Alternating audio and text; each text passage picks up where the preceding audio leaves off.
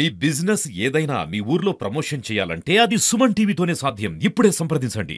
మనమంతా కూడా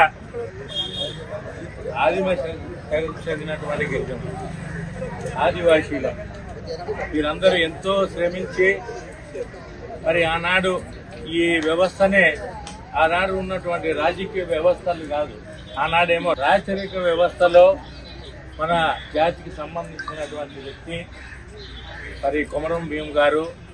జల్ అంటే జలము, నీరు, జంగిల్ అంటే అడవి, మరి జల్ జంగిల్ జమీన్, వీటిని సంపాదించుకుంటేనే మన తెగలు బాగుపడతాయి, మన తెగలకు బాగుంటుంది, ఆదివాసీలకు ఉపయోగపడతాయని ఆనాడు ఉన్నటువంటి ఏదైతే నవాబుకు వ్యతిరేకంగా పోరాడినటువంటి మహాత్ముని యొక్క విగ్రహావిష్కరణకు రావడం, మీరందరూ పిలవడం మీ అందరికి ప్రత్యేక ధన్యవాదాలు.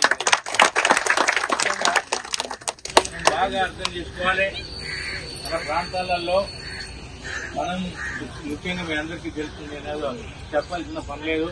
చట్టాలు ఉన్నాయి లేవని నేను అంటలే, శాసనాలు ఉన్నాయి లేవని అంటలే, అమలు చేసే నాయకత్వం కావాలని ఈ వేదిక ద్వారా మీ అందరికీ తెలియజేస్తున్నా.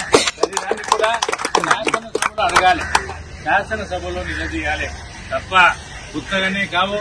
మరి ఇంతకుముందు మన మార్కెట్ కమిటీ చైర్మన్ గారు ప్రత్యేకంగా చెప్పడం జరిగింది, ఇక్కడ ఎక్కడైతే అడుగు భూములకు సంబంధించిన దాన్ని ప్రతి డిఎఫ్ఓకు ప్రతి వాళ్ళకు కూడా చెప్తూ ఇక్కడ ఉన్నటువంటి గిరిజనులకు ఇబ్బంది కాకుండా చూసే దాంట్లో యాజ్ ఏ గిరిజనుడిగా నేను కూడా గిరిజనుడు కాబట్టి నేను కూడా ప్రత్యేకంగా దృష్టి పెట్టి డిఎఫ్లకు కానీ ఎఫ్డిఓలకు కానీ ఉచితమైనటువంటి ఆదేశాలు జారీ చేయించి ఇబ్బంది చేయకుండా చూడడం జరుగుతుందనే విషయాన్ని ఈ సందర్భంగా మీ అందరికీ చెప్పక తప్పదు. అంతేకాకుండా మరి ఈనాడు మనం అందరం కూర్చోవడం, ఈ యొక్క మహాత్ముని యొక్క విగ్రహావిష్కరణ చేసుకోవడం ఈ నియోజకవర్గంలోనే ఇదే ప్రప్రథమం అని ఈ సందర్భంగా చెప్పగలరు. మీరందరూ కూడా ఈ యొక్క కొమరం భీం స్ఫూర్తితో పనిచేయాల్సినటువంటి అవసరం ఉందని ఈ సందర్భంగా మీ అందరికీ చెప్పక తప్పదు. ఎందుకు అనంటే కొమరం భీం అనే వ్యక్తి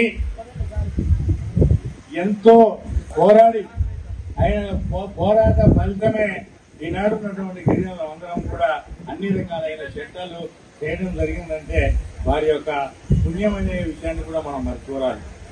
అలాంటి మహానుభావుని మన తెగలో పుట్టినందుకు మనం అందరం కూడా గర్వించదగ్గ వ్యక్తి కన్నందుకు మన జాతి వారికి పూర్తిగా మరి నివాళులు అర్పించాల్సిన అవసరం ఉందని ఈ వేదిక ద్వారా మిమ్మల్ని కోరుకుంటూ, అంతేకాకుండా ఏదైతే జీవో నెంబర్ 3 అని పెద్దలు పంతులు గారు చెప్పడం జరిగింది, జీవో నెంబర్ ని మొత్తానికే తీసేయడం జరిగింది.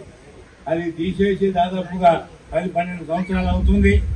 దాని గురించి పట్టించుకున్నటువంటి పాపాన పోలే ఇప్పుడున్నటువంటి ప్రభుత్వానికి కూడా లిఖితపూర్వకంగా రాసి కూడా ఇచ్చి దీనిని తప్పనిసరిగా శాసనసభలో పెట్టి అదేవిధంగా పార్లమెంటుకు పంపించండి అని కూడా ఈ ప్రభుత్వానికి తెలియజేయడం జరిగిందనే విషయాన్ని ఈ సందర్భంగా మీ అందరికీ చెప్పక తప్పదు. ఆ జీవో నెంబర్ 3 లేకపోతే మన ప్రాంతాలలో ఒక్కరికి కూడా ఏ ఉద్యోగం రాదనేది మీ అందరికీ తెలుసు, నేను చెప్పాల్సిన అవసరం లే.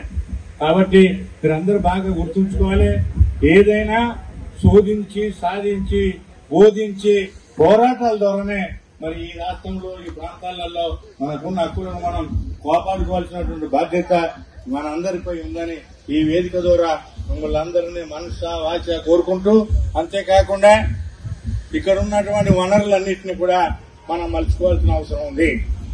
ఇసుకే కావచ్చు, అడవులే కావచ్చు, రకరకాలైనటువంటి వనరులన్నింటినీ కూడా మనం ఉపయోగించుకొని మనం ఆర్థికంగా మరి అభివృద్ధి చెందుతూనే మన కుటుంబాల అభివృద్ధి అయితే తప్ప ఎవరో చేసుకొని పోతే మనకు మిగిలేది ఏమీ లేదనే విషయాన్ని మీరందరూ కూడా గుర్తించాలి. మీకు ఇక్కడ ఏదైనా పోడు భూమి దాదాపుగా ఇక్కడ 70 ఎకరాలకు సంబంధించిన భూమి గతంలో కూడా రావడం జరిగింది. తప్పనిసరిగా మీ భూమి ఎక్కడికి పోదు. ఎప్పుడైతే ఈ రాష్ట్ర ప్రభుత్వం మళ్ళీ ఒక దప్ప మన గవర్నమెంట్ వచ్చిన వెంటనే ఇస్తామన్నారు, తప్పకుండా ఈ మధ్యలో ఇస్తారు. మీ భూములన్నిటికీ పట్టాలు ఇప్పించే గురుతర బాధ్యత నేనే తీసుకుంటా అని ఈ వేదిక ద్వారా మీ అందరికీ మనవి చేస్తూ, భూమి అనేది కన్నతల్లి లాంటిది. భూమి లేకపోతే జీవనం లేదు, జీవనం ఉండాలంటే భూమి ఉండాలి, భూమి ఉన్ననాడే మనం జీవనం చేయగలుగుతాం అనే విషయాన్ని మన అందరం కూడా గుర్తుపెట్టుకోవాల్సిన తరుణం ఎంతైనా ఉందని ఈ వేదిక ద్వారా మిమ్మల్ని అందరినీ కోరుకుంటూ